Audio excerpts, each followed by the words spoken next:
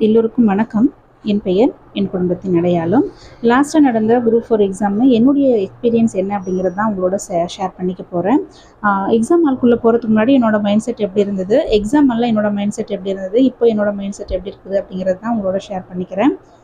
Exam ஹாலுக்கு போகிறதுக்கு முன்னாடி நம்ம லாஸ்ட்டு குரூப் 4 எக்ஸாம் எழுதியிருக்கோம் 2024. ஸோ நம்ம ஒரு 157 கொஷின்ஸ் அப்படிங்கிறது கரெக்டாக போட்டிருக்கோம். இந்த நிறைய டைம் அப்படிங்கிறது நமக்கு இருந்தது. ஸோ நிறைய விஷயங்கள் நம்ம படிச்சிருக்கோம், நிறைய டெஸ்ட் அட்டென்ட் பண்ணியிருக்கோம், இன்னும் நிறைய டாபிக்ஸ் அப்படிங்கிறத கவர் பண்ணியிருக்கோம். அதனால் இந்த டைமை ஒரு 20 கொஷின்ஸ் வந்து நம்மளால் சேர்த்து போட முடியாதா அப்படிங்கிற ஒரு கான்ஃபிடென்ட்டோடு தான் நான் எக்ஸாம் ஹாலுக்குள்ளே போனேன். சரி, எப்படியும் கொஷின்ஸ் வந்து ஈஸியாக இருக்கோ கஷ்டமாக இருக்கோ, பட் எதுவாக இருந்தாலும் நம்ம ஃபேஸ் பண்ணிடலாம். கொஷின்ஸ் வந்து நம்மளால் 170 அப்படிங்கிறத கிராஸ் பண்ண முடியும், அந்தளவுக்கு நம்ம எஃபெக்டிவாக இருக்கும் அப்படிங்கிற மைண்ட் செட் தான் எனக்கு இருந்தது. எக்ஸாம் ஹாலுக்குள்ளே போனதுமே கொஷின் பேப்பர் இஷ்யூ பண்ணாங்க. ஒரு தமிழில் ஒரு 10 கொஷின்ஸ் திருப்பினதுமே ஓகே, தமிழ் வந்து ரொம்ப ஈஸியாக கேட்டிருக்காங்க போல் அப்படின்ட்டு நினச்சிட்டேன் நான். திருப்ப கொஷின்ஸ் வந்து சத்தியமாக எங்கேருந்து தான் கேட்டிருக்காங்க அப்படின்ட்டுனே தெரியல. இன்னும் எவ்வளோ தான் நம்ம தமிழுக்கு படிக்கணும் அப்படிங்கிறதும் எனக்கு புரியல. எக்ஸாம் ஹாலுக்குள்ளேயே தமிழ் கொஷின்ஸை பார்க்கும்போதே எனக்கு கஷ்டமாயிடுச்சு. நான் கொஞ்சம் அழுந்துட்டேன். என்னடா கொஷின்ஸ் வந்து இவ்வளோ டஃப்பாக கேட்டிருக்காங்க, எப்படி நம்ம ஃபேஸ் பண்ண போகிறோம்? ஏன்னா நிறைய பேரை நம்ம ஃபேஸ் பண்ணணும் இந்த எக்ஸாம் முடிஞ்சதுக்கப்புறம். அவங்க கேட்கக்கூடிய கொஷின்ஸ்க்கு நம்ம பதில் சொல்ல முடியாது. ஸோ இந்த மாதிரி நிறைய கொஷின்ஸ் வந்து என் மைண்டில் ஓட ஆரம்பிச்சிருச்சு. கொஷின் பேப்பரை திருப்பும் போதே கொஞ்சம் கஷ்டமாயிட்டு நான் அழுந்துட்டேன். சரி, அது அழக்கூடிய இடமும் இல்லை, பட் என்ன பண்ணுறதுன்னு தெரியல. அவ்வளோ கஷ்டமாக இருந்தது கொஸ்டின்னு.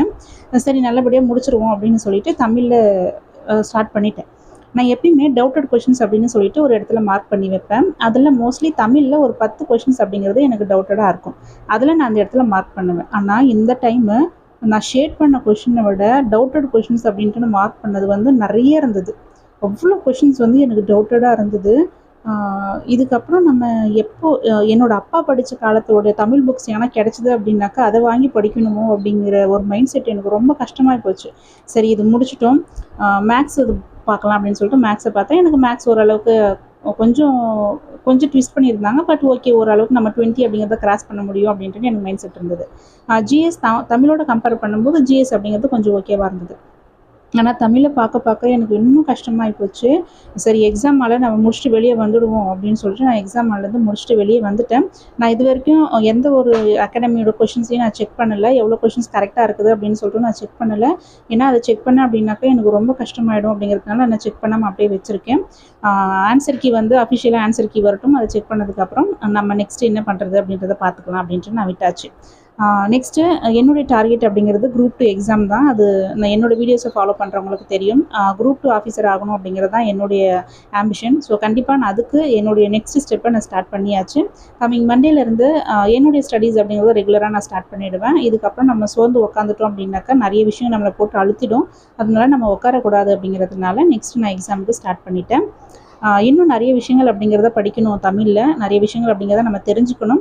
பட் எப்படி படித்தாலும் நம்மளால் கொஷின்ஸ் அப்படிங்கிறது கஷ்டமாக தான் வரும் அப்படின்றது நமக்கு நல்லாவே தெரிஞ்சு போச்சு.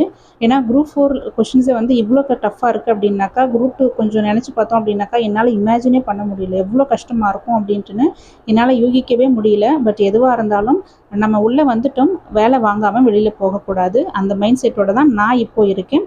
கண்டிப்பாக நான் போஸ்டிங் வாங்குவேன் அப்படிங்கிற நம்பிக்கை எனக்கு இருக்குது. All the best.